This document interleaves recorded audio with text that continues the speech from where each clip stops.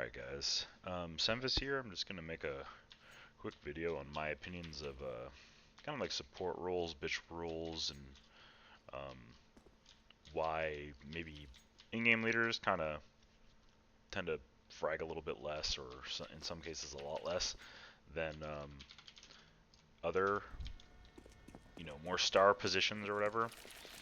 And the example that I see a lot of people always say is that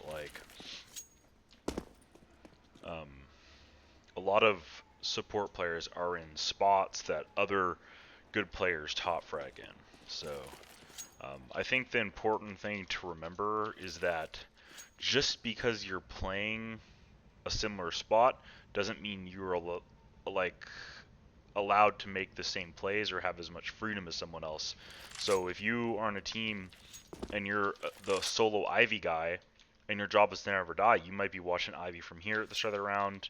You might be holding it from back here, you know. Um, every once in a while, you'll see someone up here.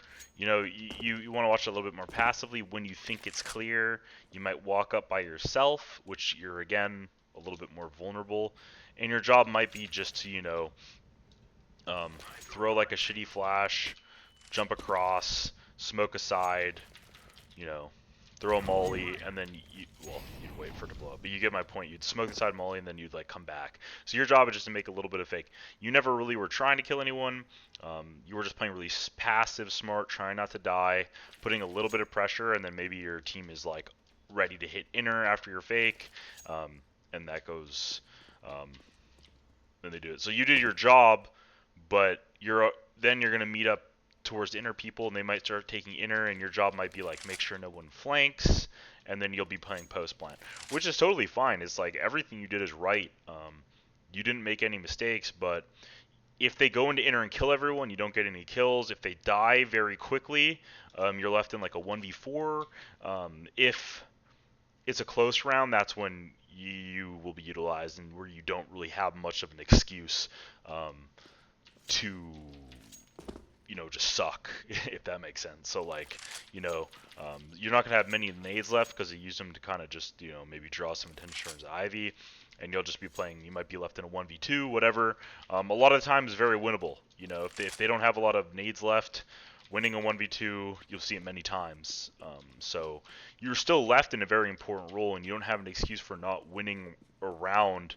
You're also not required to win a 1v2 every single time, but it is nice when it happens. Whereas another star player that might come towards Ivy, for one, he might be getting supported. For example, an Opper. He'll go and pick it out. Once the Opper is holding, this dude might just get a walk up and just see if he can kill anyone. It's a completely different kind of play style. A lot different way that you'll be playing. You'll have help of an Opera supporting him. He'll be able to come up. Maybe he'll just try to lurk and just get in this cubby. Maybe he throws in a bunch of grenades. Maybe he doesn't. Everyone's different. You might just sit here like this and just kind of chill, and maybe someone fucks up and just walks into his crosshair. Just an example. None of these are like professional plays I'm saying that happen all the time, but also Ivy's not really a great spot to be. Ivy's not really an awesome spot to just go get a bunch of kills at anyways, right? It's more of a passive role. You shouldn't be going very aggro at it. Whereas like a player that comes into team mid, you'll see tons of players, if you'll see for example Fur, right? From MIBR, if you didn't know who Fur is, he'll be mid, kind of lurking. Maybe he falls off in there. Maybe there's double Ivy. If he hears an Ivy push, he's just kind of lurks out over here. Maybe he hides here. Maybe he keeps walking up. It's first, so he probably keeps walking up, and maybe he gets a kill on the side, maybe two, right? So as you can see, there's a lot of different ways that a player will play. Whereas Ivy versus team mid, I feel like the team mid guy has a lot more potential for more kills, regardless of skill level. Even if the better player is Ivy, the mid guy, he's just in a better spot, right? It's much easier for him to lurk out, get kills, especially ecos and stuff like that. then you guys sometimes don't even take into account just ecos in general. Obviously, anyone can get a bunch of eco kills. A team can decide to do an Ivy push, and a support player could get a 4K or an ace. They're not always um, they're not always going to be distributed just to the star player, obviously. But a lot of star players will, um, aggressively go and just go out team mid, whereas another spot, team mid is a better spot to get a bunch of ecos than Ivy. It's just a fact. Um, it's just easier to get out here and just like look for battles, and they're more favorable. USP versus AK or Mac 10 or something, like you're gonna clean up. You're gonna get like 3 before you die. Obviously, if they're buying CZ's Eagles and stuff, you might not get quite as many, but still, it's more of an advantage. So it's just kind of like the role that you have on a team, like of what you have to actually do. So I do think like a really passive Ivy player that's doing his job should get less kills than someone in a star role mid where people are kind of supporting him, and he's more of a focal point. Like that's just my opinion. Just from what I've seen, CT side, I think there's a less of a reason on CT side to like suck or have less kills because everyone needs to be solid across the map. However, there's still spots where more players are trying to delay rotations than other spots. Like if you are the ladder player, in my opinion, is like top 2 spots on train CT side, like for in terms of frags. The eco kills are extremely easy. It's pretty hard to flush you out. Most teams don't even bother doing the double molly thing because this guy will just save a smoke and drop it, come out. You can fall back pretty easy. In my opinion, one of the easy, like just pro tip, like one of the easiest ways to take ladder, assuming this guy's not going to play down this corner, is just having 2 people and just dropping a flash and just drop with it, because like he'll see the flash and he either has to tank the flash to get the first kill and he'll get blind for the second guy to trade on him, or he'll turn and then the first guy just kills him. It's not the fanciest way, but like try it out. It works better than you think it does. The counter to that is when a dude is like playing like this, he'll probably kill you both if he is playing like that. If he's playing like this, sees the flash, goes behind the wall, comes back out, he'd probably kill you both. But a lot of people don't do that because they're very afraid of this guy. Although if they have an opper picking in, it becomes a little bit safer for them to do it. So on CG side, an example would be an Ivy player that's playing support. His opper might come over here, he'll pick this, he'll play like this. This guy might just be chilling like this right here, just waiting. Just an example. This is a real setup I've seen teams do. So the opper is kind of opping this. As soon as the opper sees like it's flash or whatever, he doesn't repeak. Repeaking this is death. Don't repeak it. He might just throw like a smoke towards Ivy. Maybe he tosses a nade. That's the opper's cue to leave. He's not going to come over here. He's going to pick in a mid. Whatever. He's going to do whatever pick he wants. He might go close 5. This guy, at this point, he now has all his nades, right? So his goal is like as soon as that smoke starts fading, he's going to throw another smoke. Maybe he throws like a nade, whatever. He backs up a little bit. He has a molly now. Now he's going back to backside. Oh shit, they threw a backside smoke on him. Now he's got to throw the molly, maybe throw a flash to kind of slow him down. At this point, he's probably not running through the smoke. At this point, the opper has probably turned around, and if you have ladder control, if you have a dude still in ladder, this opper's pretty safe. He can now come over here and alt like the front side run out. You see a lot of oppers do this. It's pretty safe. And this guy will just kind of be holding like the back side. Some people will run through the smoke. Some people will smoke the front side.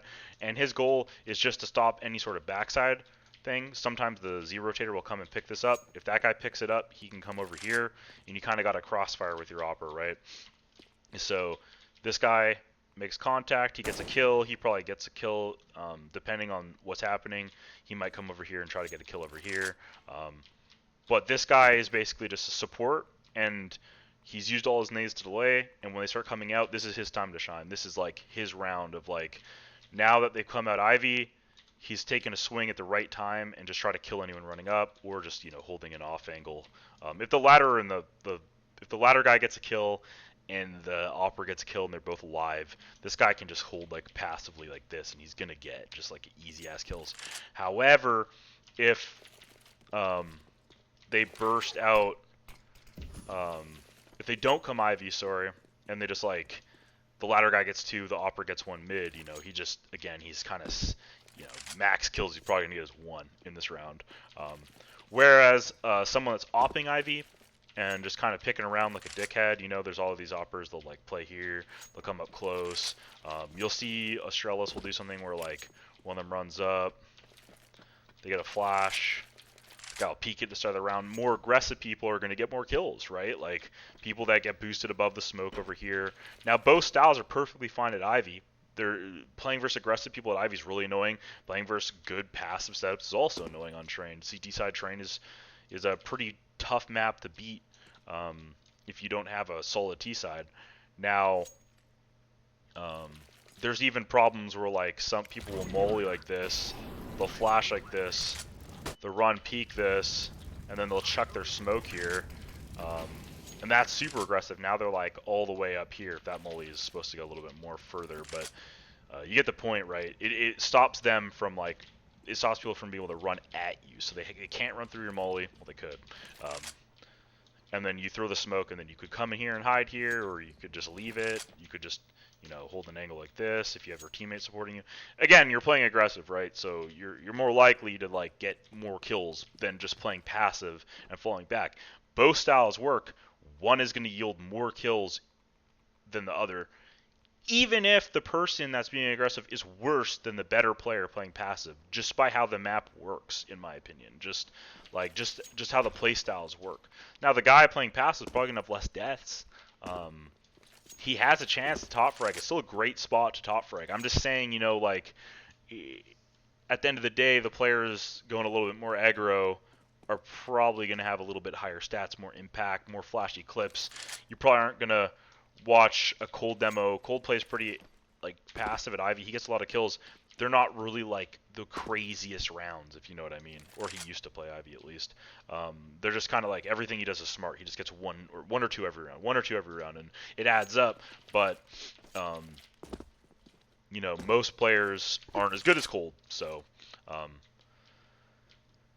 and I also think he's an anomaly at Ivy, just the way that they play. But my point still stands that I think the different play styles need to be taken into account, whether the person's playing as a support role or a support player per se. Just like when you talk about in-game leaders, a lot of people think like, oh, Glaive top frags all the time. Why can't other in-game leaders top frag? It's like, okay, for one, Glaive is great. He's got a really good aim, really good in-game leader. Probably the best fragging in-game leader in a long time. Now, if you look at what Glaive has at his disposal, he has 4 very intelligent players with a really smart coach behind him. These players don't need to be micromanaged.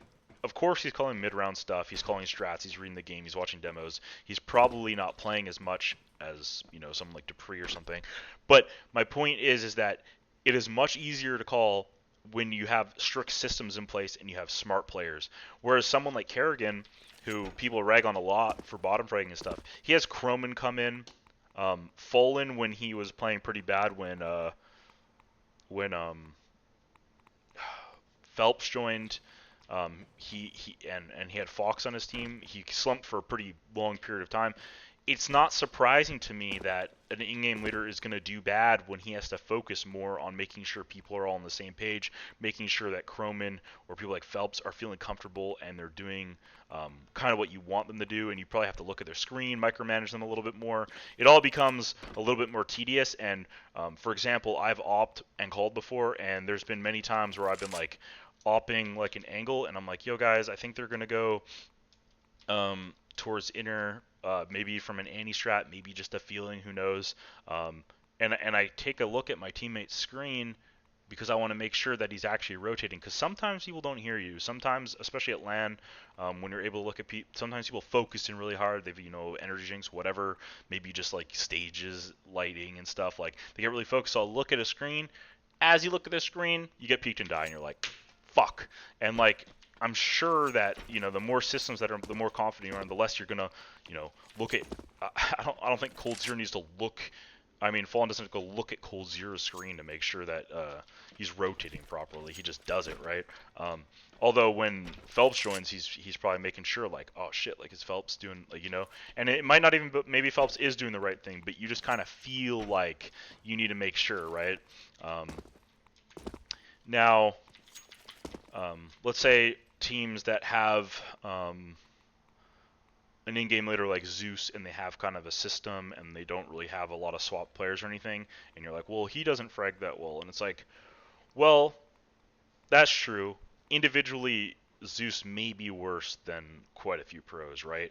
However, he seems to have been a good in-game leader and a leader in general for many years, spanning back since like 1.6. And what I think happens to people like him is, for one, Kerrigan's really good about this too. Is they'll give guns to people.